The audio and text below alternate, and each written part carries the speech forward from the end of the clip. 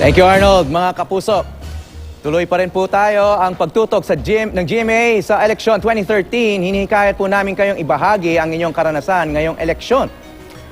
Sagutan po lamang ang aming survey sa www.gmanews.tv/voting experience poll. As of 9:05 p.m., 8 sa kada 10 kapuso nating sumugot ng survey, nagsabing bumoto sila ngayong eleksyon. 68% po sa mga sumugot ng survey, tuloy-tuloy daw at walang kaproble-problema ang kanilang pagboto. 8% nakaranas daw ng konting aberya dahil sa problema sa PCOS machine.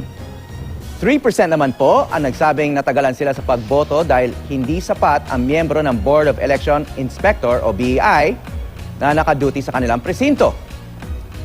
Samantala, 17% ang sumugot sa voting experience poll hindi raw nakaboto ngayong eleksyon 2013. Kesyo, hindi raw kasi sila rehistrado.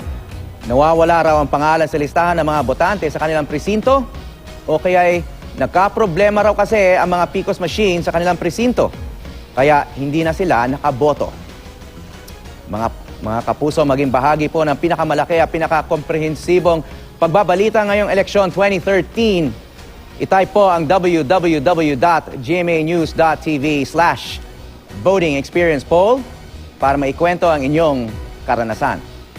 Inuulit po namin ang nakikita niyong resulta. Hindi po ito aktwal na bilang ng mga bumoto ngayong eleksyon. Isa po itong online survey lamang.